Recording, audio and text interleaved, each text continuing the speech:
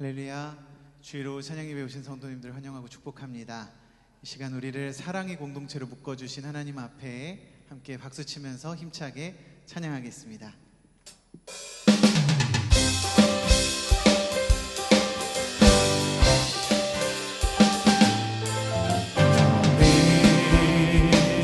담장 너머로 뻗은 나무 가지에 푸른 열매처럼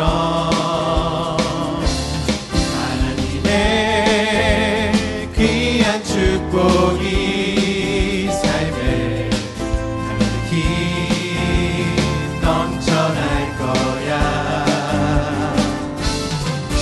너는 어떤 시련이 와도 능히 이겨낼 강한 발이 있어.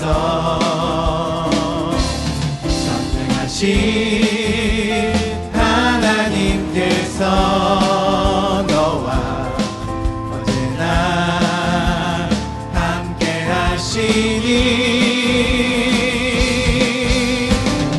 너는 하나님의 사람, 아름다운 하나님의 사람. 나는 널 위해 기도하며 내 길을 축복할 거야. 너는 하나님의 선물, 사랑스러운 하나님의 열매, 주의 품에 꽃 피운 나무가 되어줘.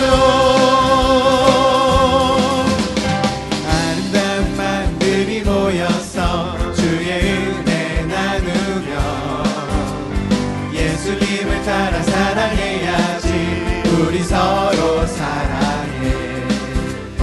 하나님이 가르쳐준 한 가지, 내 이웃을 내 몸과 같이. 미움 다툼 시기 질투 버리고 우리 서로 사랑해. 이 다음에 예수님을 만나면 우리 뭐라 말할까. 그때에는 부끄러움 없어야지. 우리 서로 사랑해. 하나님이 가르쳐준 한 가지, 내 이웃을 내 몸과 같이. 미움 다툼 시기 질투 버리고 우리 처음부터 아름다운 마음들이 모여서 주의 은혜 나누며 예수님을 따라 사랑해야지. 우리 서로 사랑해. 하나님이 가르쳐준 한 가지, 내 이웃을 내 몸과 같이. 미움 다툼 시기 질투 버리고 우리 서로 사랑해. 이 다음에 예수님을 만나면 우리 뭐라 말할까. 그때는 부끄러움 없어야지. 우리 서로 사랑해. 하나님이 가르쳐준 한 가지, 내 이웃을 내 몸과 같이. 미움 다툼 시기 질투 버리고 우리 서로 너는 하나님의 사람, 너는 하나님의 사람, 아름다운 하나님의 사람. 나는 널 위해 기도하며 내 길을 축복할 거야. 너는 하나님의 선물, 사랑스러운 하나님의 열매, 주의 품에 꽃 피운 나무가 되어줘. 하나님께 영광의 박수 올려드립니다. 할렐루야.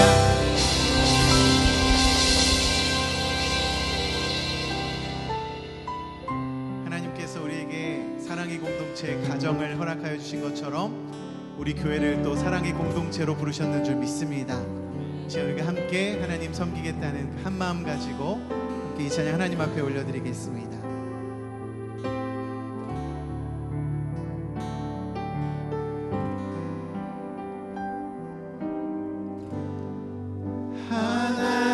하나님께서는 우리의 만남을 계획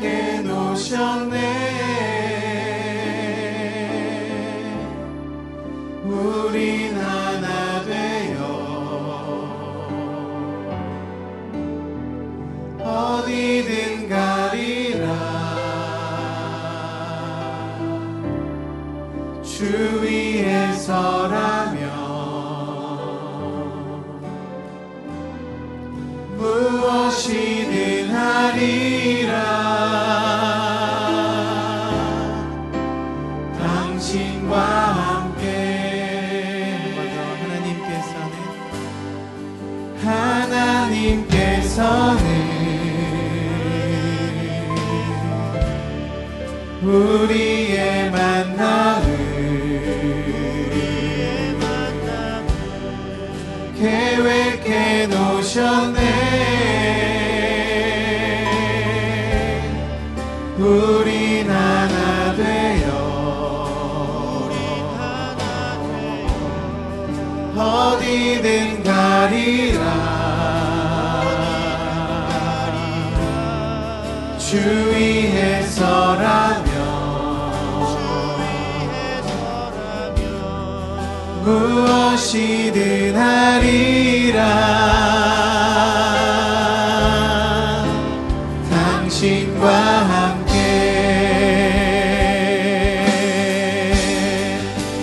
우리는 하나 되어 함께 건네 하늘 아버지 사랑 안에서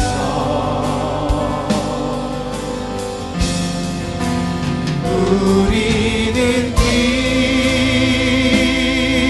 기다리며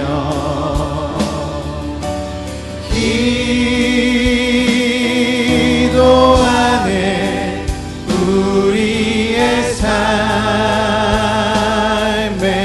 사랑 넘치도록. 이름만 한 번 더 고백합시다. 우리는 하나 되어 우리는 하나 되어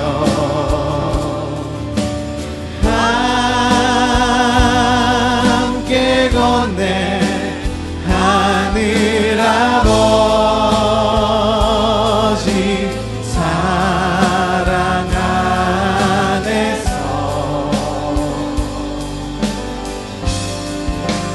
우리는 기다리며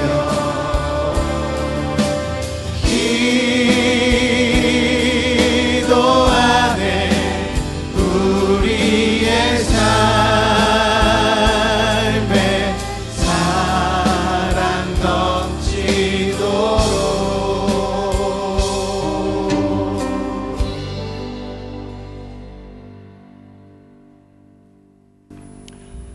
지금부터 가정사역위원회 주관 가정세미나를 시작하겠습니다.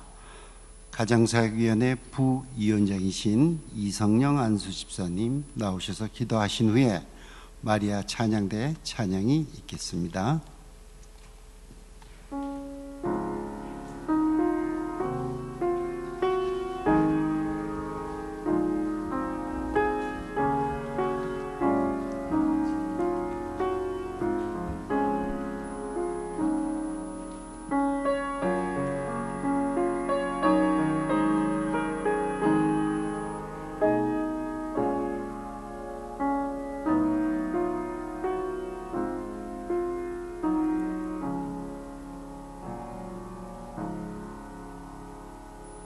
우리와 함께 하시는 주님, 입으로는 주 없이 살 수 없다 고백하지만 우리는 세상 가운데 타협하면서 하나님의 마음을 답답하게 하는 죄인임을 고백합니다. 우리를 용서하여 주시고 주님의 품으로 인도하옵시며 이 나라의 지도자들과 함께 하셔서 이 나라를 이끌고 나가는데 부족함이 없도록 지혜와 명철을 주시옵고 이 나라의 모든 백성이 하나님을 믿는 믿음으로 어지러운 세상의 유혹을 이겨낼 수 있도록 함께 하옵소서. 전능하신 주님, 우리 강석교회를 이곳에 세워주시고 아름다운 성전을 허락하시며 지금까지 지켜주심을 감사합니다. 또한 지금까지 헌신하신 원로 장로님들과 권사님, 집사님, 모든 성도들 축복하시며 이렇게 아름다운 성전에서 많은 성도님들과 교제하며 신앙 공동체로서 함께할 수 있도록 인도하시니 감사합니다. 우리 모두 하나님의 말씀을 세상에 전파하는데 최선을 다하며 말씀으로 무장하여 신앙이 더욱 성숙되어질 수 있도록 하나님 함께 하시옵소서.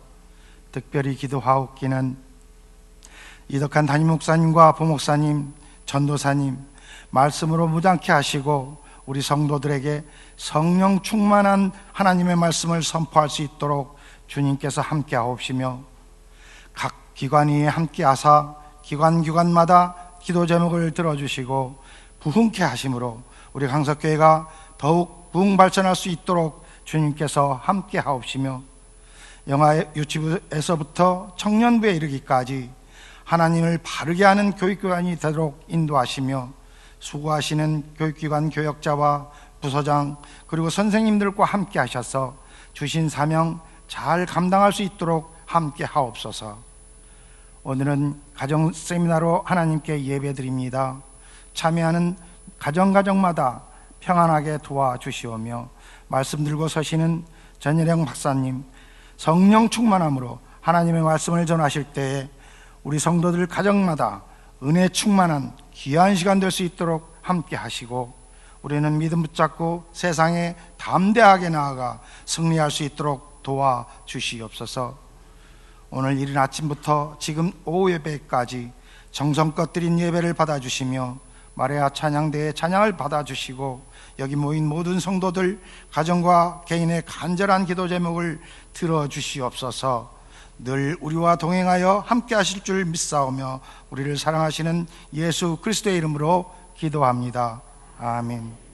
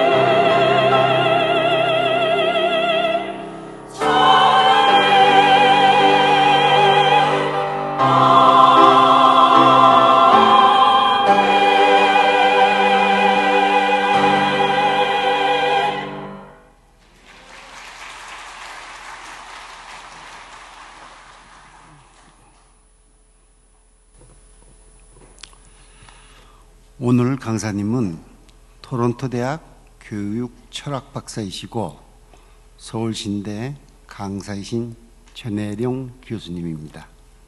이 시간 전혜령 교수님께서 함께 성장하는 부부의 주제로 말씀 전해 주시겠습니다.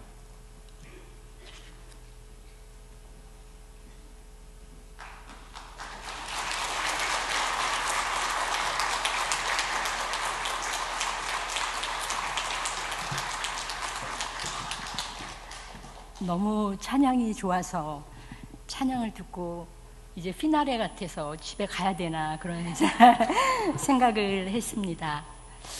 학생을 가르치다 보면 학생들이 데이트 신청을 할 때가 있어요. 그러면 대체로 학생들이 이야기하는 고민들 중에 나는 A를 좋아하는데 A는 B를 좋아하고 내가 마음에 들지 않는 C는 나를 좋아한다고, 왜 나한테는 이런 일만 생기는지 모르겠다고 이렇게 속상한 얘기를 할 때 저는 언제나 똑같이 이런 이야기를 해요. 같은 사람이, 두 사람이 같은 방향을 보고 사랑할 수 있는 일은 기적이라고. 저는 정말로 그렇게 믿고 있습니다. 여러분이 결혼을 해서 같은 방향으로 서로 좋아해서 함께 살고 계시다면 이미 그것은 기적이었습니다. 그런데 아멘이란 소리가 나오지 않는 것은 우리가 살다 보니, 가정을 이루고 보니 행복하지만 않고 오히려 어떨 땐 너무 버겁고 어떨 땐 너무 많이 힘들다는 생각을 할 때가 많아요. 왜 그럴까 이런 생각을 하면서 공부를 신경을 쓰고 많이 해봤는데, 우리 여기 있는 모두는 한 사람도 제외할 수 없이 어린아이였을 때가 있었어요. 어린아이였을 때는 어른들이 도와주지 않으면 뭘 할 수 없던 시기예요. 그런데 유감스럽게도 우리의 어른들은 사는 게 힘드셔서 그랬는지는 모르지만 우리의 충동이나 우리의 의지나 때로는 우리의 꿈을 격려해 주지 못했어요. 그래서 어떤 것은 결핍으로, 어떤 것은 열등감으로, 어떤 것은 컴플렉스로, 또 트라우마로 우리에게 남아있는데, 우리가 한 개인으로, 청년으로 직장에서 살 때는 그런 모습을 못 발견하다가 가정이라는 구체적인 장에서 친밀한 상대와 살다 보면 나도 몰랐던 낯설은 나를 발견하게 되는 거예요. 특별히 우리가 어린아이들을 키우다 보면, 여기 강서교회 분들은 굉장히 젊잖으신데 제가 전문적인 용어를 쓰면 아이가 조금 잘못했는데 완전히 빡쳐가지고 너무너무 화를 내는 나를 발견할 때가 있어요. 그건 사실은 우리 안에 해결되지 못한, 정서적으로 자유롭지 못한 면들이, 또는 밑에 깔려 있었는데, 아니면 나는 내가 애써서, 얘 왜 안 나올까요? 목사님, 박 목사님, 얘 너무 많이 갔어요. 1번으로 해줘야 되는데.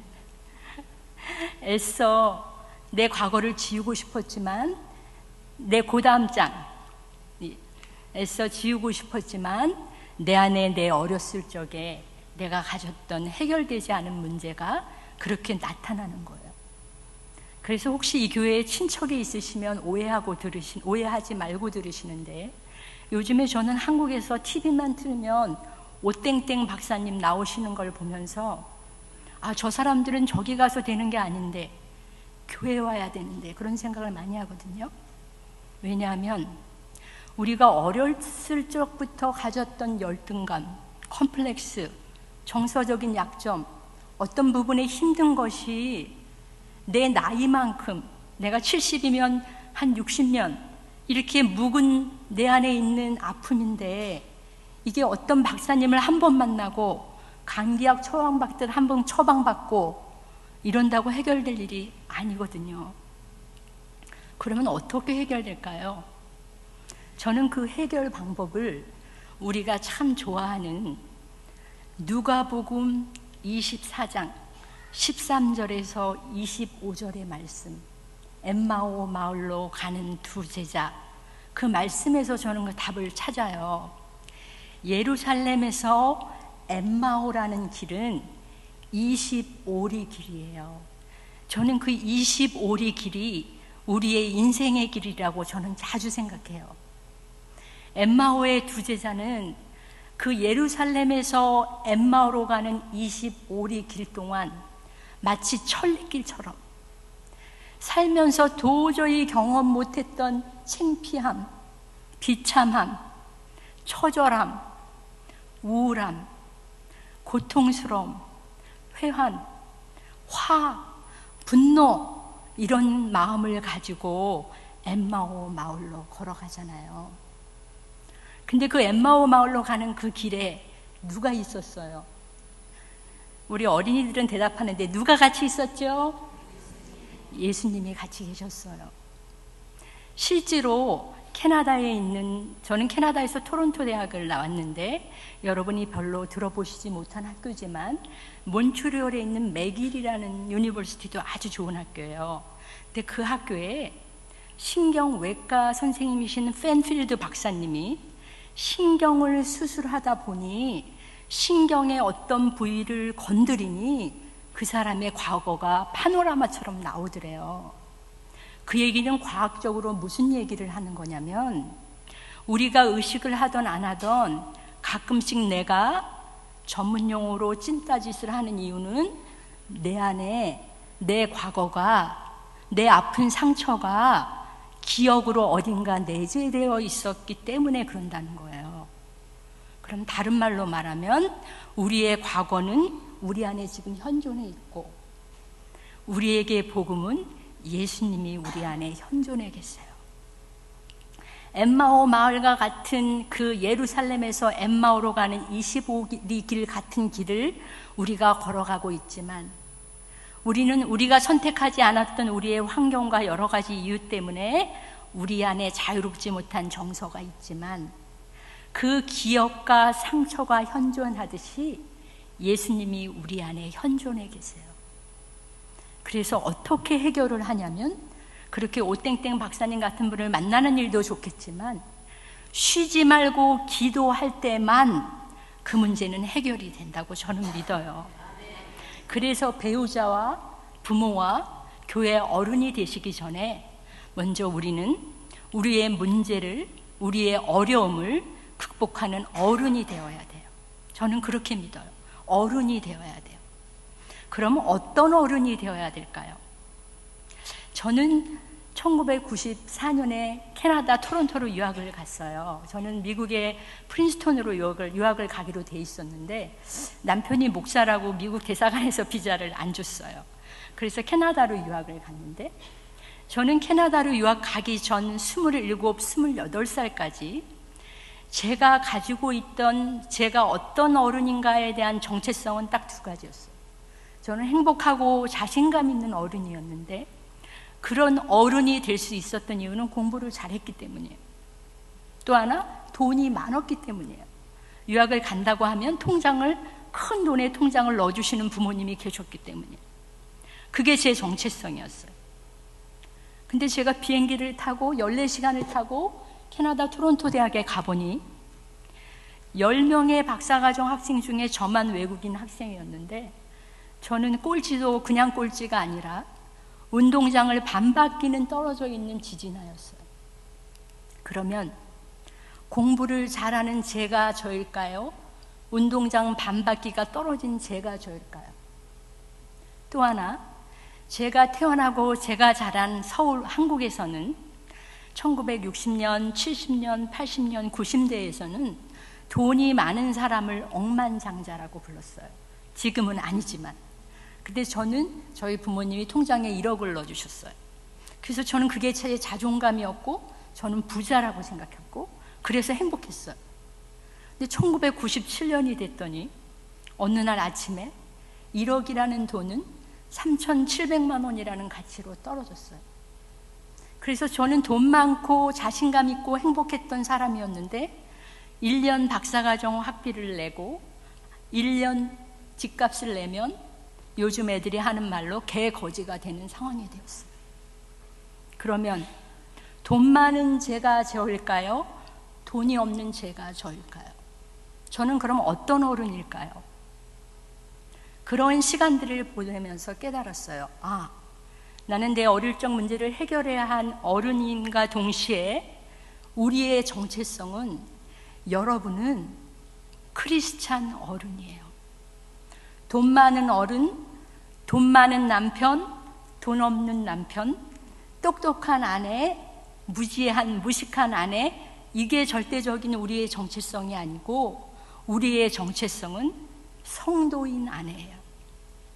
크리스찬 아내예요. 그게 어떤 경우에도 변하지 않는 우리의 정체성이 되어야 해요.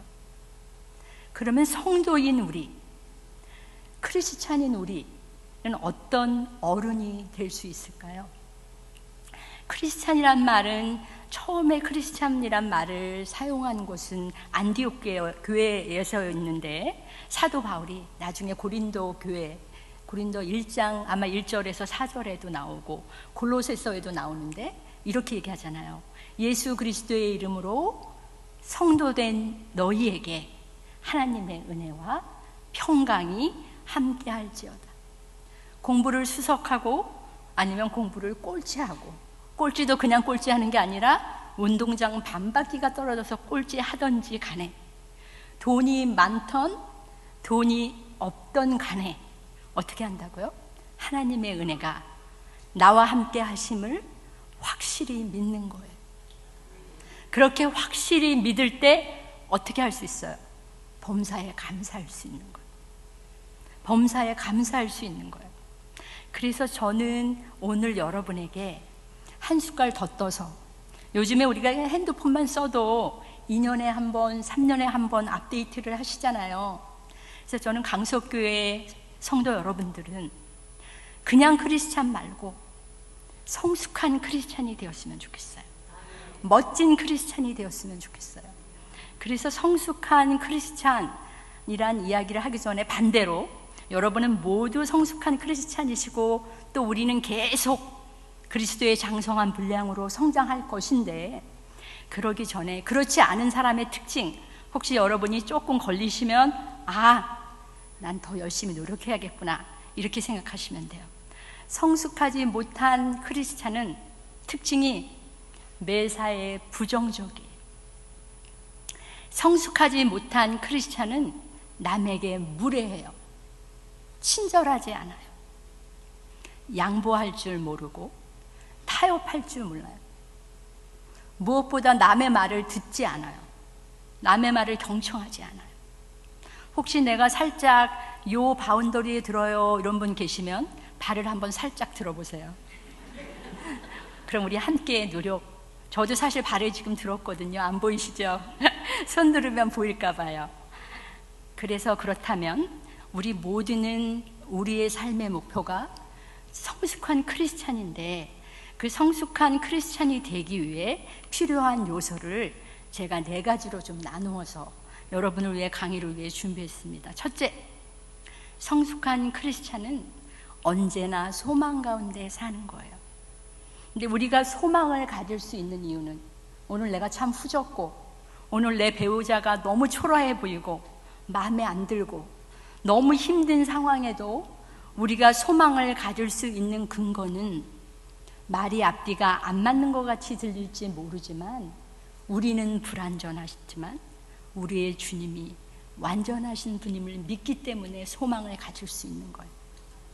내 소망의 근거가, 제가 아까 말씀드린 대로 제가 항상 1등만 했기 때문에, 통장에 1억이 있었기 때문에가 아니라, 우리의 주님이 나를 보배롭고 존귀한 자라고 여겨주셨기 때문에 나는 오늘 후져 보여도 소망을 갖는 거예요.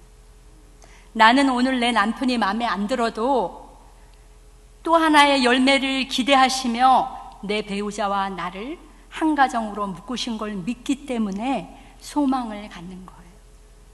그래서 여러분이 성숙한 크리스찬, 성숙한 배우자가 되기 위해 우리가 날마다 노력해야 되는 것은 소망 가운데 머물기를 기도하고 노력해야 돼요. 두 번째, 성숙한 크리스찬은 성숙한 선택을 하는 거예요. 가끔 학생들이 교수님, 제가 말을 뻔듯하게 하니까 제가 걔 뻔듯한 사람인 줄 알고 어떻게 이렇게 멋진 사람이 되냐고 가끔 이런 질문을 하면 되게 황당해요. 제가 내가 너무 연기를 잘하는구나. 교수님은 말만 뻔듯하게 해. 사실은 그렇지 않아. 이런 얘기를 하는데, 그러면서 구체적으로 이런 얘기를 해요. 너는 멋진 사람이 되고 싶어? 어렵게 생각하지 말고 멋진 말을 하는 것부터 연습을 하는 거야. 멋진 표정을 짓는 연습부터 하는 거야. 의지, 하나님이 주신 우리에게 특별한 선물, 의지, 우리의 의지를 가지고 성숙한 크리스찬은 멋진 말, 행복한 말, 감사한 말 하는 것을 선택하는 거예요. 인생은 매번 선택이잖아요. 저는 오늘 교회 오기 전에 무척 많이 고민했어요. 차를 가지고 올까, 택시를 타고 올까, 뭐 여러 가지 고민을 하다가 태어나서 처음으로 우장산역 지하철 타기로 하고 결정하고 태어나서 처음으로 우장산역을 왔어요. 그 이유는 시간을 맞추는 게 불안해서요. 그게 제일 편할 것 같아서요. 그리고 또 덕분에 여기까지 올 수 있는 또 좋은 경험을 했어요. 이렇게 인생은 매번 선택을 하는데, 우리가 이렇게 추상적으로 나는 믿음의 분량이 이만큼 커야지 추상적으로 생각하지 마시고 작은 선택을 할 때마다 멋진 선택을 하시는 거예요. 성숙한 크리스찬으로서 맞는 선택을 하시는 거예요. 그럴 때 우리는 아직은 멀었지만 주님이 기뻐하시는 길에 그 한 발짝은 더 앞으로 가 있을 거라고 저는 분명히 믿어요. 세 번째, 이거 굉장히 중요한 일인데, 우리는 너무 습관적으로 남의 탓하는 걸 좋아해요. 그거는 인간이 아담과 하와의 이야기 때부터 제가 그랬어요, 뱀이 그랬어요, 하와가 그랬어요, 이렇게 탓을 하는 우리에게는 죄성이 있어요. 그래서 우리가 무엇을 잘못했을 때 항상 원인이 있어요. 내가 워낙 학교를 많이 안 다녔잖아. 내가 옛날에 돈이 없었잖아. 내가 우리 엄마 때문에 그렇지. 내가 당신 때문에, 누구를 탓하거든요. 우리 행동이 어떤 원인 때문이라고 생각해요. 근데 예수 믿고 성숙한 크리스찬들은 목적이 이끄는 삶을 살아야 돼요. 우리의 목적은 성숙한 크리스찬이 되는 거예요. 그래서 더 이상 누구를 탓하고 더 이상 과거에 매여 있어서는 안 돼요. 이건 아주 심플한 거예요. 우리의 과거는 바꿀 수 없어요. 그러나 우리의 미래는 바꿀 수 있어요. 이건 분명한 거잖아요. 과거는 바꿀 수 없어요. 그러나 우리의 미래는 바꿀 수 있어요. 이럴 때 우리는 마침내 성숙한 크리스찬이 돼요. 제가 학생들이 제 수업을 제법 좋아하는 이유는 수업을 좀 일찍 끝내줘서 학생들이 제 수업을 좋아해요. 저기 위에 층에 계신 분들 혹시 지루하시면 살짝 손을 이렇게 흔들어 주시면 제가 한 5분 더 빨리 끝내드리겠습니다. 이렇게 우리는 어떠한 경우에도, 내가 초라하고 내가 마음에 안 들고 힘든 경우에도 소망을 가지고 살고, 그 소망의 근거는 나나 내 남편이나 우리 가정에 있는 것이 아니라 우리를 온전케 하실 주님께 있다는 것. 두 번째, 구체적으로 우리가 작은 일을 선택할 때 아무 의식하지 않고 아무거나 말하고 아무거나 하는 것이 아니라 나는 성숙한 크리스찬이야, 나는 그 목적을 가지고 살 거야, 이렇게 목적을 가지시고 좋은 선택, 행복한 선택, 건강한 선택을 하셔서 한 발짝 한 발짝 우리 주님이 기뻐하시는 길로 나가시는 우리 모두가 될 때, 마침내 내 스스로가 남들이 뭐라 하려는 거에 상관없이 영적 자존감, 나는 보배롭고 존귀한 사람이야, 나는 누가 나를 어떻게 대하든지 간에, 우리 시어머니가 나를 구박하던 안 하던 상관없이 나는 소중한 사람이야, 우리 엄마 우리 아빠가 나를 존중하고 잘 못 키웠던 안 키웠던 상관없이 주님은 나 같은 사람을 위해 십자가에 못 박혀 돌아가셨어. 나는 그렇게 소중한 사람이야. 그걸 절대로 까먹지 마세요. 여러분이 거울을 보실 때마다 아, 나는 이렇게 소중한 사람이구나 잊지 마세요. 여러분이 잘 아실 텐데 그 유대교 그 나치들이 그 아우슈비츠 캠프에서 사람들을 가스로 죽였을 때 그 캠프장에서 살아남은 빅터 프랭클이라는 정신의학자가 있어요. 제가 참 좋아하는 남자인데, 근데 그분이 요즘은 여자가 여자를 좋아하는 분들이 많아서 꼭 이렇게 남자를 좋아한단 말을 오픈해서 자주 저는 반복해서 자주 해요. 근데 그 빅터 프랭클이 그 아우슈비츠에서 좀 있으면 죽을 줄 모르는 상황이 되었을 때, 저는 그런 상황이 되면 미리 숨 막혀서 죽을 것 같아요. 무서워가지고. 근데 그때 이런 얘기를 해요. 그 마지막 순간까지 하나님께서 우리에게 주신 한 가지가 있는데 그게 will, W-I-L-L, 의지라는 거예요. 선택이라는 거예요. 내가 곧 죽을지 모르지만 나는 내가 어떤 마음을 가지고 있을까 말까 선택을 하는 거예요. 선택이에요. 여러분 매 순간 여러분이 행복한 선택을 하세요. 매 순간 범사에 감사하기로 작정하고 감사한 선택을 하는 거예요. 그러면 상황은 똑같을지라도 나의 삶의 질은 달라져요. 그만큼 여러분들은 소중한 분들이시기 때문에 행복하게 사셔야 돼요. 그래서 이제 결혼에 대해서 여러분 오늘 부부쌤이라니까 결혼에 대한 얘기를 좀 해드려야 될 것 같은데, 여러분들 중에 갑돌이와 갑순이는 한 마을에 살았더래요. 이 노래 아시는 분 한번 손 들어보세요. 지금 손 드신 분들은 다른 말로 하면 나는 좀 영제너레이션이 아니에요. 난 좀 나이 좀 들었어요. 이런 뜻이에요. 왜 그랬는지 제가 어릴 때 혹시 젊은 분들을 위해서 가사를 조금 알려드리면, 갑돌이와 갑순이가 한 마을에 살았는데 둘이는 서로 사랑을 했더래요. 근데 결혼을 따로 했어요. 그래서 서로 그까짓 것, 사랑이라는 거 그까짓 것 하고, 다른 애는 화가 나서 딴 사람하고 결혼하고 달 보고 첫날 밤에 울었어요.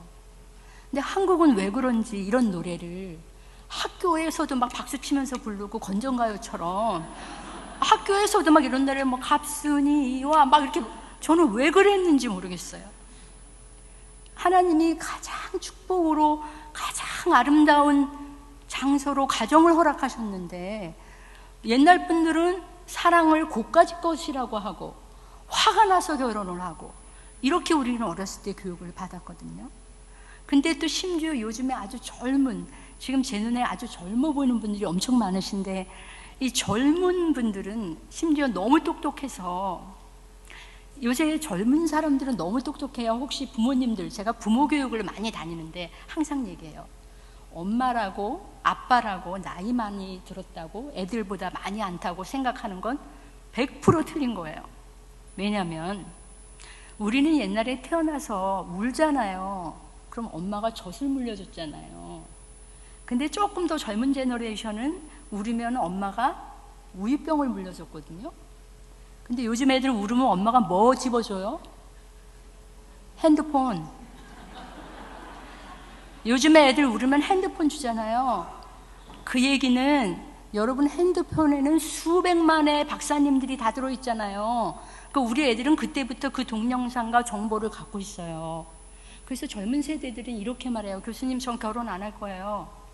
첫눈에 반했다는 거 있잖아요. 그거 여러분 이 핸드폰에, 스마트폰에 치면 이렇게 나와요. 첫눈에 반했다는 얘기는 인간의 뇌에 있는 돌파민이 9초에서 4분 사이에 흘러나온 호르몬의 작용에 불과하다. 그러니까 사랑은 별게 아니다. 그 다음에 인간의 충동과 이 감정의 뇌인 여기 변인계에서 인간의 이성의 뇌인 심피줄로, 이렇게 심피줄로 호르몬이 가는데 30개월이 걸린대요. 그러니까 결혼해서 30개월 동안 행복한 것 같은 경우는 이 호르몬 때문이고, 그 외에는 호르몬이 없으니 사랑 아웃. 그러니 그건 사랑이라는 건 별 의미를 둘 일이 아니기 때문에 결혼을 안 하겠다 그래요. 그러면 저는 이런 생각을 해요. 저는 그 친구들처럼 똑똑하지 못해요. 근데 저는 적어도 이건 알고 있어요. 인간의 뇌에 있는 신경계는 제가 이 여러분 PPT에 보여드린 것처럼 은하계의 별처럼 많은 신경계가 있어요. 셀 수 없어요. 아무리 잘하는 신경외과 의사라도 다 셀 수 없어요. 이렇게 많은 신경이 자율신경과 결합될 수 있는 확률은 무한대예요. 어마무시한 숫자로 셀 수 없어요. 그래서 무엇이 어떤 것과 결합해서 어떤 호르몬이 나올지는 의학자들이 그저 추측할 뿐이지 답으로 낼 수 없어요. 그건 하나님의 영역이에요. 그러면 사람인 우리가 할 일은 무엇이냐? 더 많이 사랑해 보는 거예요. 더 깊이 사랑하는 거예요. 사람의 영역은 이것이지, 이건 이 호르몬의 영향, 이거 아니라고 저는 생각해요. 근데 이제 부부교육 좀 본론으로 들어가야겠죠. 우리가 결혼에 대해서 성이란 무엇인가 이런 공부를 좀 하다 보니 여기 젊은 엄마들이 참 좋아하는 예일대학교 성공 지식인가 뭐 이런 걸 발견하신 스턴버그가 계세요. 그래서 젊은 엄마들은 부모 교육 가면 이분 교육을 하면 참 좋아하는데, 이 스턴버그가 어떻게 하면 똑똑해질 수 있는가, 어떻게 하면 스마트해질 수 있는가 이런 교육도 했지만, 결혼을 하려면 적어도 요 3가지 부부간의 요소가 있어야 됩니다 라는 이런 이론을 만들어냈어요. 그래서 저는 저 예일대학의 스턴버그 교수님을 뵌 적은 없는데 저는 저분이 크리스찬 같아요. 왜냐하면 이 삼각형은 3변이 같은 거잖아요. 길이가 다 똑같은 거잖아요, 삼각형은. 근데 사실은 3변이 같은 거의 기본은 삼위일체 하나님이에요. 성령 하나님, 성자 예수님, 성부 하나님, 이거 다 삼위일체의 이론이거든요. 그래서 그분은 사랑을 할 때 이 3가지 요소가 똑같이 있어야 된다래요. 첫째, 이 정서적인 면에서 친밀감이 있어야 결혼이 된다는 거예요. 예를 들어서 같은 직장에 다닌다든가, 같은 교회에 다닌다든가, 같은 학교에 다닌다든가, 동네라든가 이렇게 친밀감이 생겨야 결혼이 되고요. 그 다음에는 동기적인 면에서 열정, 사랑을 하게 돼야 결혼이 구성되고, 그 다음에 사랑을 하게 되면 서로를 위해 봉사하고, 인지적인 면에서 헌신하게 돼야 가정이 건강하게 유지된다고 말을 해요. 그럼 한번 여러분은 이게 3개가 똑같이 일치되나 아니면 뭔가 하나가 빠졌나 한번 진단해 보세요. 우리 집은 나는 남편하고 되게 친해. 그리고 뜨겁게 사랑도 해. 근데 봉사하고 헌신하는 건 노 땡큐, 안 하고 싶어. 그 다음에 나는, 우리 집은 뜨겁게 사랑도 하고 헌신도 하는데 남편이 뭐 하는지 나 몰라. 남편도 내 속 몰라. 이런 가정이 있고요. 또 어떤 가정은 굉장히 친해요. 봉사하고 헌신도 해요. 근데 전우애야. 우리는 사랑 같은 거 없어. 이렇게 생각하시는 분들이 있을 거예요. 한번 여러분들 요 3가지 중에서 무엇이 좀 부족하다고 하면 진단을 하셨으니 어떻게 해야 할지는 여러분에게 답이 있을 것 같아요. 근데 저는 스턴버그 박사한테 만약 옆에 있으면 제가 좀 손들고 이의를 좀 제기하고 싶어요. 저는 뜨거운 사랑에 대해서 조금 다르게 생각해요. 여기 좀 연배가 되신 분들, 뭐 이렇게 저랑 같이 동감을 하시는 분들이 있을 텐데, 이렇게 이 나이가 되면 뭐 그렇게 뜨겁게 사랑하고 이런 것보다는 좀 전우애 같은 사랑을 많이 우리가 하잖아요. 그러면 많은 분들은 착각을 해요. 우리가 사랑이 식었구나. 그래서 외국의 연예인들 보면 막 나이가 많은 연예인이 젊은 사람하고 또 스캔들을 내고 그러잖아요. 근데 저는 그건 그 사람들이 사랑에 대해서 잘 몰라서 그런다고 저는 감히 생각해요. 젊은 날에 우리가 뜨겁던 사랑이 식은 게 아니고요. 이제 나이가 드니까 그 뜨겁던 사랑이 신뢰로 바뀌는 것 같아요. 신뢰.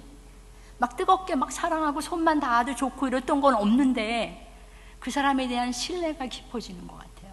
그게 저는 조금 다른 생각을 하게 돼요. 그러면 우리는 왜 너무 행복한 결혼 생활을 하고 싶은데 처음부터 무엇이 문제였길래 가끔씩 이렇게 힘들을까요? 공부를 많이 했는데, 한국에선 책 속에 길이 있다 그래서 진짜 공부를 많이 했잖아요. 제가 캐나다 가보니까요, 저는 한국과 캐나다에서 거의 같은 시간을 살았어요. 한국에서 28년 정도 살고 캐나다에서 산 기간을 얘기하면 나이가 나오네요. 이렇게 같이 거의 같은 해를 살았어요.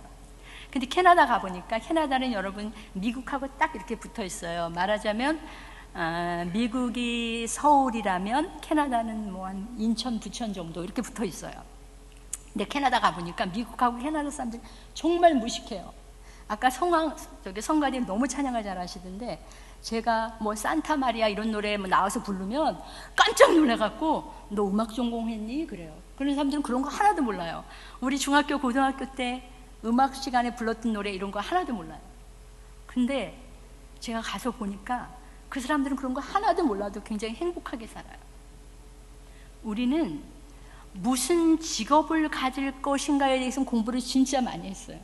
공무원 시험, 법관 시험, 뭐 선생님 시험, 뭐 은행원 시험, 뭐 이렇게 공부를 진짜 많이 했어요.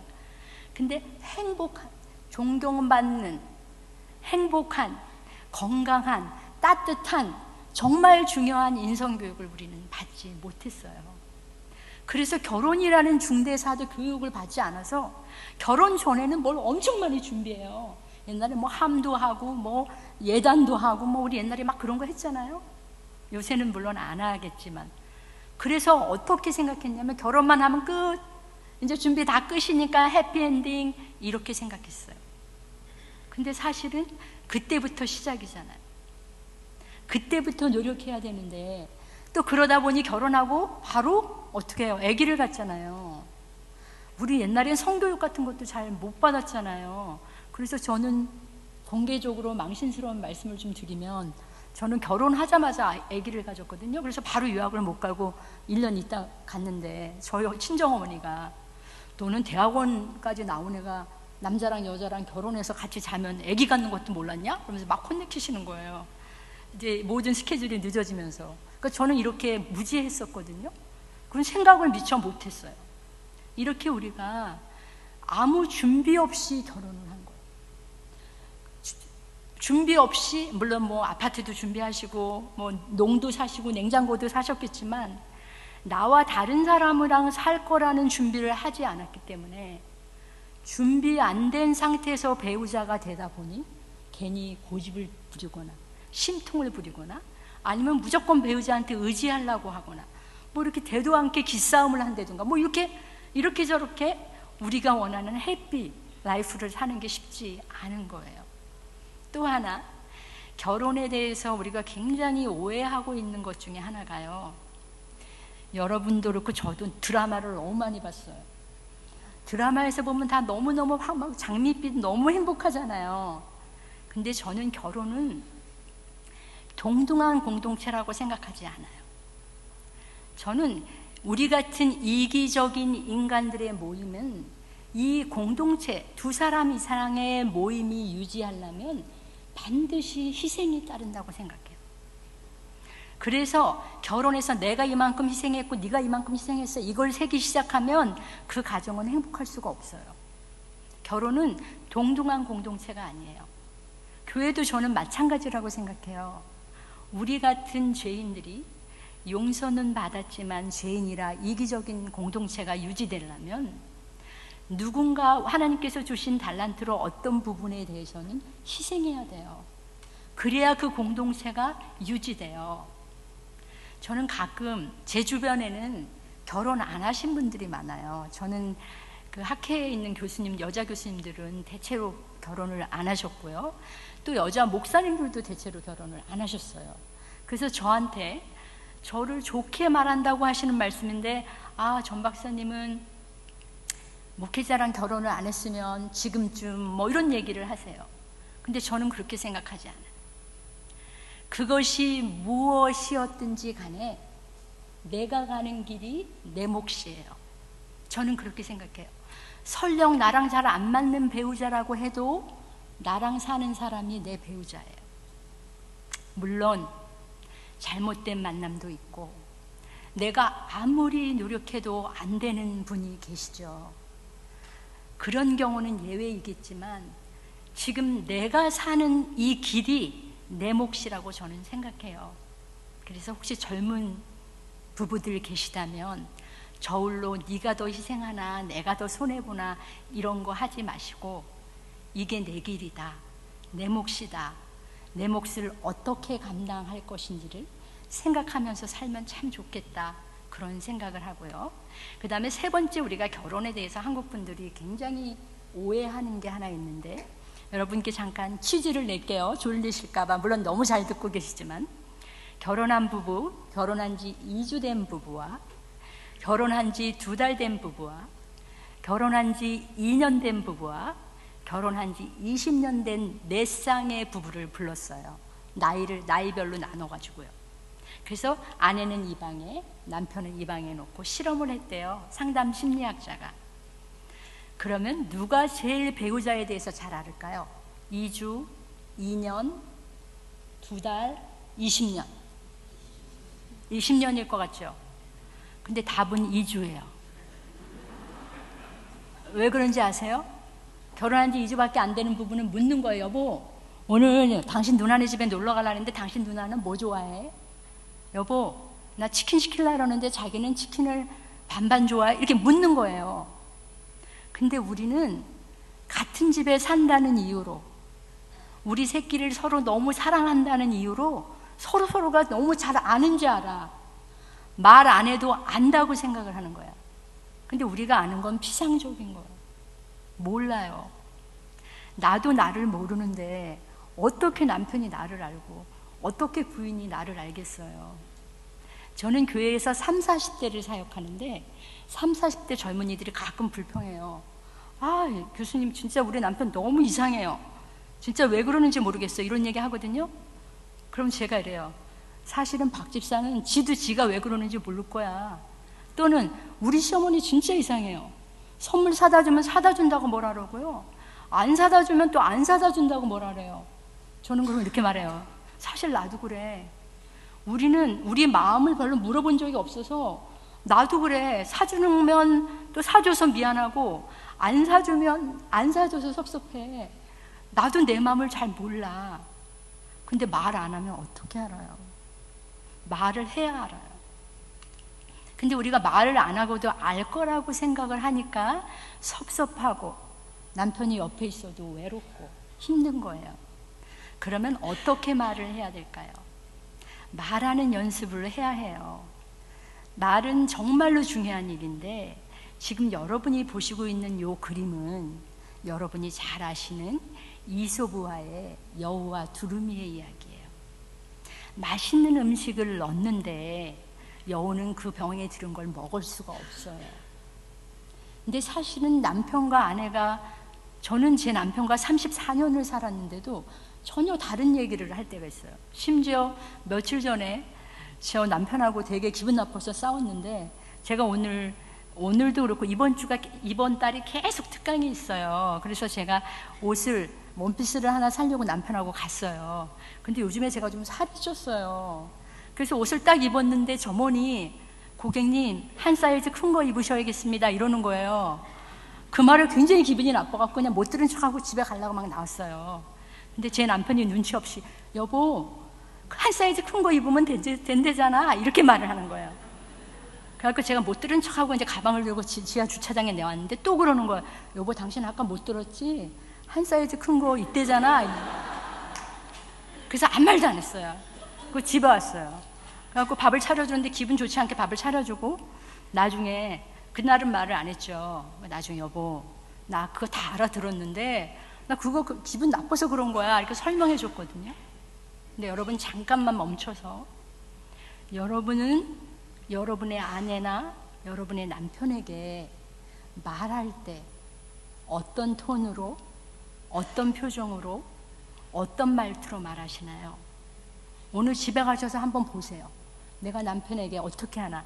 저는 가끔 여선교회 헌신예배 뭐 이런 거 가면 제가 한번 이런 말씀 드려요.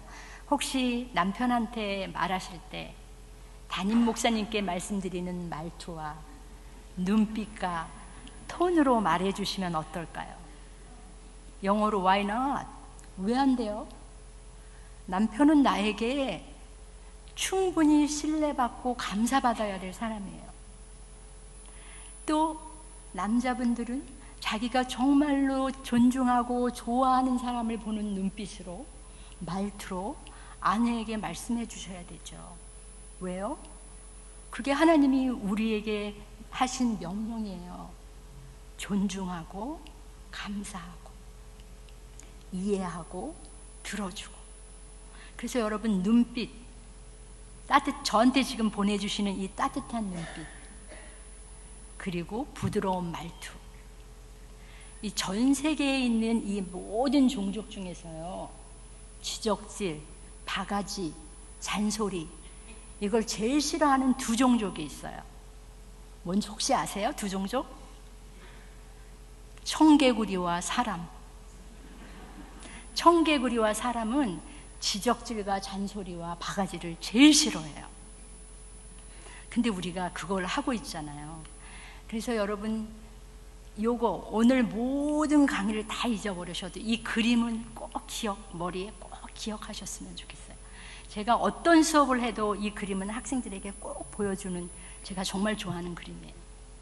여러분이 그림을 자세히 보시고 충격을 받으셨을지 모르는데, 이 그림은 휠체어를 타고 있는 할머니의 그림이에요. 근데 멀리에서 보면 예쁜 아가씨가 발레를 하는 그림이에요. 우리는 똑같은 걸 보고 있는데 전혀 이렇게 다른 걸 볼 수 있다는 걸 잊지 말으셔야 돼요. 무슨 말이냐면, 우리가 어떻게 그런 말을 할 수 있어? 어떻게 내 마음을 몰라? 막 이렇게 화가 나는 것은 그 사람이 나랑 똑같다고 생각하니까 화가 나는 거예요. 전혀 다른 거를 보고 있고 전혀 다른 생각을 하고 있으면 전혀 이해가 되지 않는 거예요. 남자와 여자는 너무 다르고 여자와 여자도 너무 다르고, 지금 여기에 다 들어 계신 분 중에 아무도 저랑 똑같은 인물이 한 분도 안 계시거든요. 이렇게 다르게 만드신 게 하나님의 섭리예요. 그래서 우리는 어떻게 해야 되냐면, 저는 제가 참 좋아하는 성경 말씀 중에 누가복음 7장부터 그 36절에서 50절에 보면, 그 시몬이라고 하는 바리새인 집에 예수님을 초대해요. 예수님이 들어가셨는데, 아시다시피 이스라엘은 엄청 더럽고 그 덥고 그래서 샌들에 발을 씻을 물 동아리에다 발을 씻겨주잖아요, 주인이 오면. 근데 그날은 왜 그런지 주인인 바리새인 시몬이 예수님 발을 안 씻겨줬어요. 그때 죄 많은 여인이 눈물로 머리털로 예수님의 발을 씻겨줘요. 그때 시몬이 말하죠, 바리새인이.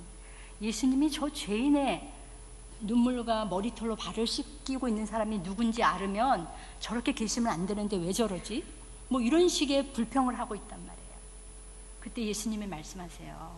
시몬아, 5천만 원 빚진 사람하고 5만 원 빚진 사람이 있었어. 근데 돈을 빌려준 사람이 돈 안 갚아도 돼. 나 그 돈 안 받아도 돼. 이렇게 말했단다. 그러면 누가 더 고마워하겠니? 시몬이 말했죠. 5천만 원 탕감된 사람요, 바로 저 여인이 그런 사람이란다. 그러니 시몬은 금방 저런 죄 많은 여자라고 생각했던 시각이, 관점이 어떻게 바뀌어요? 은혜 입은 여인으로 바뀌는 거예요. 이게 관점의 변화예요. 우리가 배우자로 건강하고 행복하게 살려면, 아, 나랑 내 아내는 다른 사람이야. 항상 기억하셔야 돼요. 내 남편과 나는 다른 사람이에요. 나는 힘든 일이 있어서 남편한테 좀 막 얘기를 하고 나는 남편한테 공감을 좀 받고 싶은데, 남편은 부인이 아우 당신 엄마 왜 그래 막 이런 말을 하면 부인은 그래?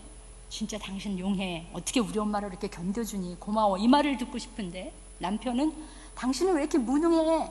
이 문제 좀 해결해. 이렇게 듣는 거예요. 그럼 남편은 어머니랑 손절할 수는 없잖아요. 해결할 수가 없잖아. 그러니까 남편은 방으로 들어가든지 밖으로 나갈 수밖에 없는 거예요. 또 아내가 남편에 대한 사랑으로 이야기하는 걸 남편들은 지적질이나 잔소리라고 생각해요. 왜 그래요? 하나님이 우리를 다르게 만들으셔서 그래요. 그래서 우리가 반드시 잊지 말아야 할 일은, 가정에서 부부와 자녀와의 관계에서요, 우리는 너무 자주 배우자가 바뀌기를 원해요. 너무 자주 자녀가 바뀌었으면 좋겠어요. 근데 살면 살수록 느끼는 것은 타인을 변화시키는 일은 너무 어려운 일 같아요. 때로는 불가능한 일이라는 생각이 들 때도 있어요. 그래서 저는 우리의 관점을 바꿨으면 좋겠어요. 우리가 다르다는 것을 반드시 기억했으면 좋겠어요. 나랑 아무리 내 남편이랑 34년을 살았어도 제 남편이 여기 없어서 하는 얘기가 아니라 눈치 없는 사람이 아닌데 이렇게 작은 일에도 모르잖아요. 그러니까 제가 말해주지 않으면 모르는데 우리는 꼭 그런 말을 해줄 때 화가 나서 말을 하니까 막 화를 내서 말을 하잖아요. 그러면 문제는 해결 안 되고 화만 내서 기분만 나빠져요. 그러면 또 시간이 지나면 또 우리는 그 상황이 되면 화를 내서 말을 하게 돼요. 그래서 우리가 너무너무 다르다는 것. 아무리 이 사람하고 나하고 50년을 살아도 나랑 내 아내는 다른 사람이라는 거지. 아무리 내가 280일을 배 안에 넣어놓고 내 속에서 키운 자식이라도 얘와 나는 다르다는 거지. 아무리 성가대에서 함께 오랫동안 봉사를 하셨어도 우리가 다른 것은 하나님의 섭리라는 걸 인정하고 관점을 바꾸려고 노력하시는 거예요. 관점을 안 바꾸면 어떻게 그럴 수가 있어? 도저히 이해가 안 돼. 너무 화가 나고 속상한 거예요. 그래서 같이 있어도 외롭고 오랜 세월을 같이 살아도 남편은 내 편이 아니고 남편 같고 남의 편 같고 뭐 이래서 섭섭하고 외롭고 헛헛하고 그렇잖아요. 그래서 언제나 잊지 마시고 우리가 다른 사람이라는 사실을 반드시 기억하시면서 살으셨으면 좋겠고요. 한 숟갈만 더 뜨겠습니다. 말이 뻔드릇한데 너무 힘든 얘기를 자꾸 해드리는 것 같아서. 내 마음을 상대가 알아주기를 원하는 만큼 내가 상대의 마음을 알고 있다는 말을 표현으로 꼭 해주는 거예요. 저는 제 전화기에 제 남편 이름이, 여러분은 남편 이름이 뭐라고 써 있는지 모르겠어요. 우리 교회 권사님은 한글을 잘 못 쓰시는데 왼수라고 써서 제가 장난 아니라고 혹시 이거 대통령이라는 뜻이세요? 이렇게 장난으로 제가 이렇게 한 적이 있는데 저는 제 전화기에 제 남편 이름을 한이라고 썼어요. 외국에 가니까 사람들이 남편을 한이라고 불러요. 꿀, 한이. 그리고 남편은 부인을 스위리, 달콤한, 예쁜이라고 불러요. 그러면 예쁜, 달콤한, 스위리 부르고 욕하게 안 돼요. 한이라고 부르면서 뭐라고 나쁜 말 하게 안 돼요. 상대가 내 마음을 알아주기 원하는 것은 인간이면 누구나 다 갖고 있는 거예요. 저는 인간이 가지고 있는 본능. 제가 지금은 한국에 나온 지 6년 됐는데 별로 유명하지 않아서 이 이론이 아직은 별로 안 뜨는데 제가 생각할 때 인간에게 있어서 가장 큰 욕구는 두 개인데 첫째, 인정의 욕구. 누구든지 인정받고 싶어요. 근데 내 남편은 하나님께서 많이 인정해 주라고 내 파트너로 해주신 배우자예요. 내가 인정해 줘야 돼요. 그 다음에 내 아내는 내 앞에서 많이 존중받아야 돼요. 그래서 여러분, 남편이 나를 존중하고 나를 인정해 주기 자꾸 기다리지 마시고 자꾸 여러분이 말로 해주는 거예요. 여보, 당신 오늘 너무 수고했어. 너무 고마워. 너무 애썼어. 당신 오늘, 남편들도 당신 오늘 맛있는 반찬 아니라고 되게 애썼네. 심지어 맛있는 반찬 사온이라고 애썼네. 이렇게 존중을 해주는 거예요. 그리고 지금 남편의 마음을, 부인의 마음을 알고 있다는 걸 말 안 해도 알겠지 하지 마시고 하나만 따라 하실까요? 표현되는, 조금만 더 크게요. 표현되는 사랑이 더 아름답습니다. 여기다 넣어놓지 마시고 표현하세요. 그리고 한 가지만 쓴소리를 제가 할게요. 우리의 나쁜 버릇을 고쳐야 돼요. 잘못된 습관. 우리는 가족이라는 이유 때문에요. 가깝다는 이유 때문에 쉽게 비난하고 욕하고 흉봐요.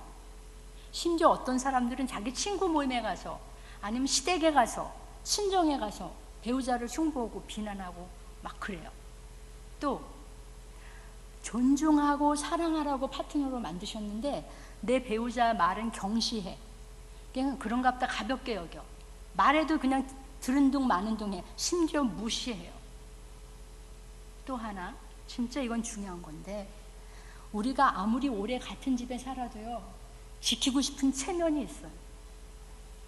지키고 싶은 체면이 우리에겐 다 있는데 우리는 배우자가 내 앞에서 지키고 싶은 체면이 있는 걸 잊어버려요. 그래서 수치감을 맛보게 말을 한단 말이에요. 니네 엄마는 왜 이렇게 배가 나왔니? 예를 들면요. 니네 아빠 원래 그렇잖아. 이렇게 수치감을 맛보게 한단 말이에요. 이거는 하나님이 우리에게 허락하신 우리의 권한이 아니에요. 이건 우리가 해서는 절대로 안 되는 일이에요. 근데요, 엄마들이 좋은 엄마가 되기 위해서는 되게 노력들 하시거든요. 지금 여자분들이 되게 많으셔서요. 근데 생각외로 나는 너무너무 좋은 아내가 되어야지, 이런 생각은 잘 할 기회가 없으신 것 같아요. 이건 하나님이 우리에게 사명으로 주신 거예요. 좋은 아내, 좋은 남편이 되는 건 기본이에요. 어떤 아내? 크리스찬 아내. 어떤 남편? 크리스찬 남편. 거기다 한 숟갈 더 떠서 성숙한 크리스찬 아내와 남편이 되어야 해요. 근데 저렇게 나쁜 습관을 하시다 보면 어떤 결과가 나오는지 아세요? 남편을 자꾸 욕하고 부인을 흉보고 망신을 주면 남편과 아내가 망신당하는 상황을 너무 당연하게 여기는 거예요. 무시당하는 상황을 너무 당연하게 여기는 거예요. 그뿐만 아니라 자식을 무시하고 아내를 무시하고 사람들 모임에서 다른 사람의 의견을 무시하는 형편없는 사람으로 삶을 살게 되는 거예요. 지켜야 할 체면이 있는 사람에게 자꾸 수치감을 맛보게 하면 그냥 수치스럽게 사는 게 자기 삶이라고 착각하게 되는 거예요. 근데 아니에요. 우리는 보배롭고 존귀한 존재로 주님께서 우리를 부르셨어요. 그래서 날마다 우리를 사랑하신다고 심장이 우리한테 계속 말해주잖아요. 저는 청소년들이 요새 한국의 청소년의 자살률 1위가 교통사고가 아니라, 죽음의 1위가 교통사고가 아니라 자살이라 해서 제가 만든 운동이 있어요. 아침에 애들 일어나면 꼭 해주라는 거. 심장 소리 듣기. 심장이, 주님이 우리에게 내가 너희에게 생명을 주니라 고백하시는 거잖아요. 생명이 있는 사람만 들을 수 있는 고백이잖아요. 이런 생명이 있는 우리가 이 생명을 가지고 나랑 가장 가까이 사는, 이 세상에 여자는 나밖에 없는, 이 세상에 남자는 나밖에 없는 사람에게 존중해주고 이뻐해주고 감사해주고 이해해주고, 이게 우리의 일이에요. 그래서 혹시 여러분이 이런 나쁜 습관이 있으시다면 멈추셔야 돼요. 이제 다 왔습니다.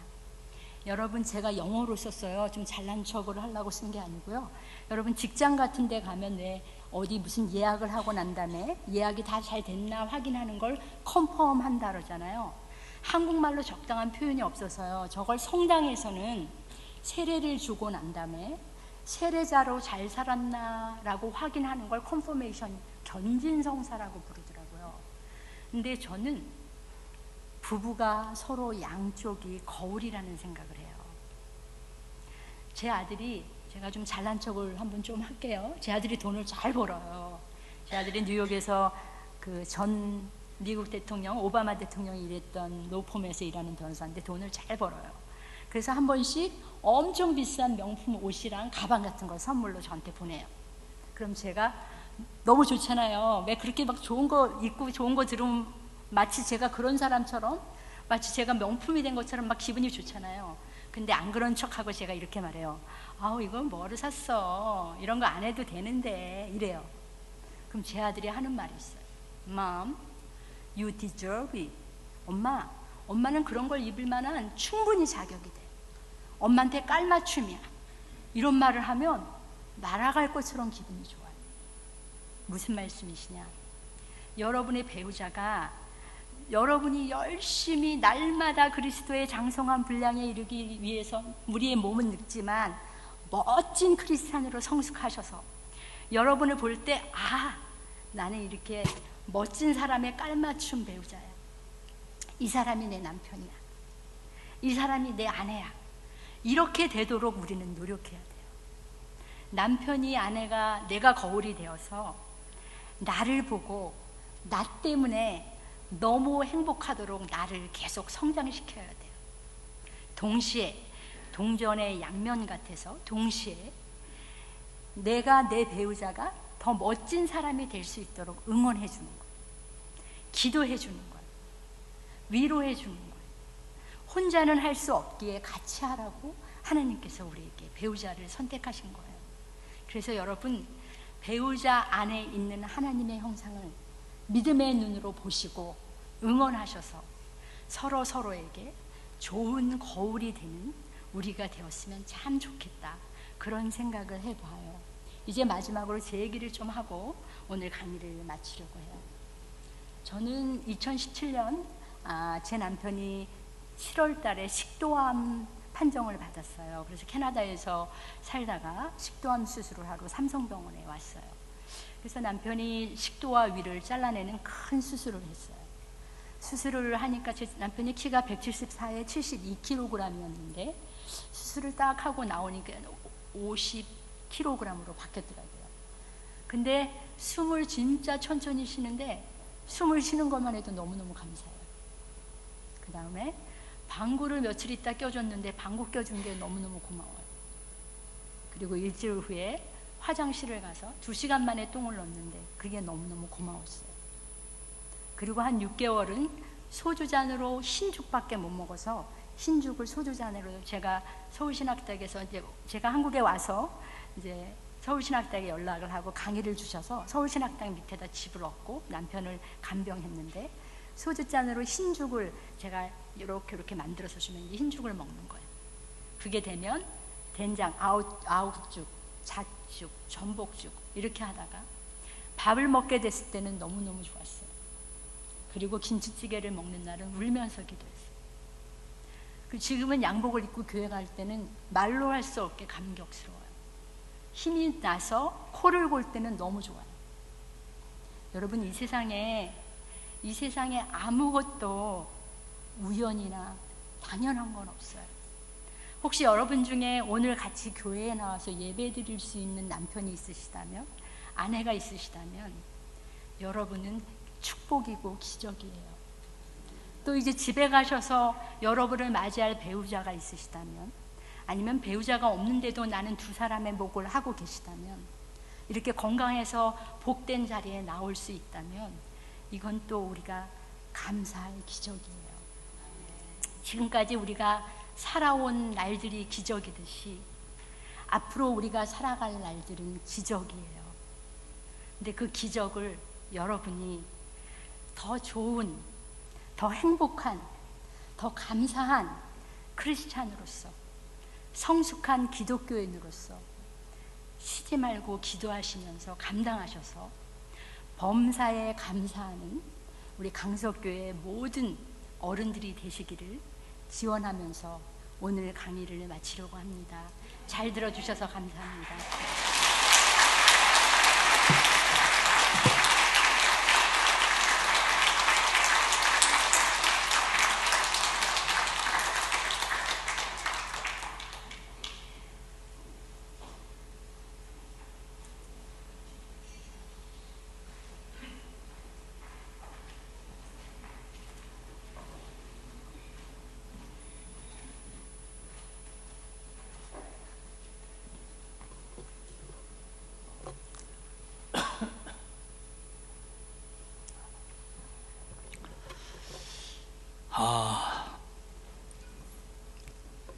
키가 조금 작으셔서 우리 강단에 어울리지 않는다는 거 빼놓고는 만점짜리 강의였습니다. 고맙습니다.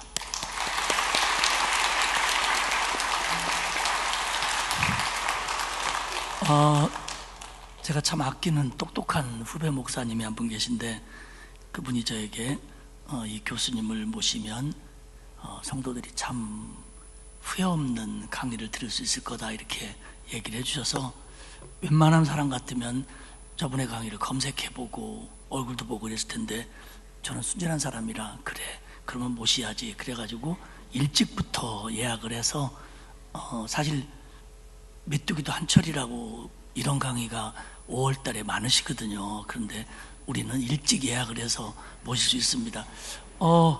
내년에도 좀 와주시죠. 이번에는 자녀 문제 가지고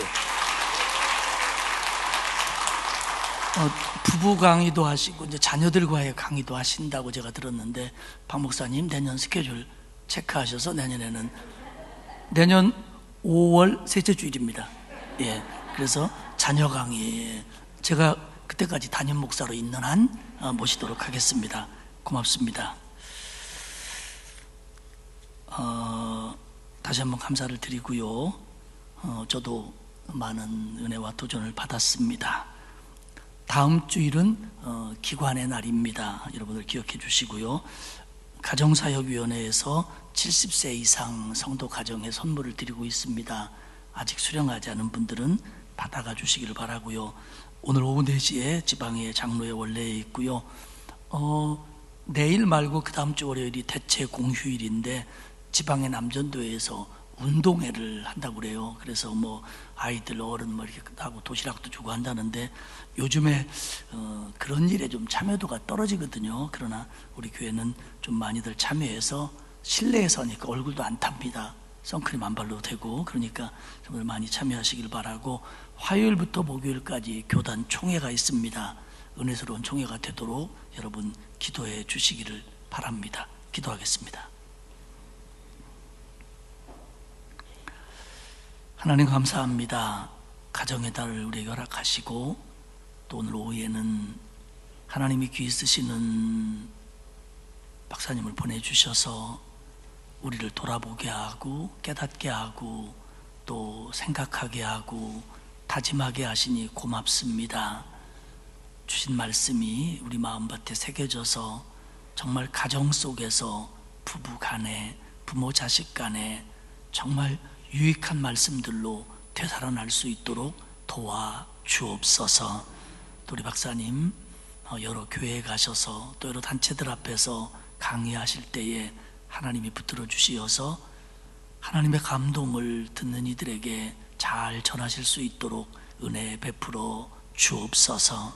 하나님, 아침 일찍부터 나와서 예배하고 봉사하고 헌신한 하나님의 자녀들에게 은총을 더하셔서 이번 한 주간도 기쁘고 감사한 마음으로 두어진 삶의 자리에서 최선을 다할 수 있도록 도와주시고, 이번 한 주간도 성숙한 그리스도인다운 행복한 사람다운 선택을 하면서 살 수 있도록 하나님 우리에게 우리의 의지 속에 은혜를 베풀어 주옵소서. 이 예배 시간에 귀한 예물을 드린 손길이 있사오니 받으시고 하나님께서 은혜와 복으로 갚아주시고, 또 교단 총회 위에 기름 부어 주시어서 정말 성총회가 되도록 복을 내려 주옵소서. 이제는 우리 주님 예수 그리스도의 은혜와 하나님 아버지의 크신 사랑하심과 성령님의 감화감동 위로 교통하시는 역사가 성숙한 그리스도인이 되어 행복한 가정을 꾸려갈 것을 다짐하는 온 성도들과 그의 가정 위에 이제로부터 영원토록 함께하옵시기를 간절히 축원하옵나이다. 아멘.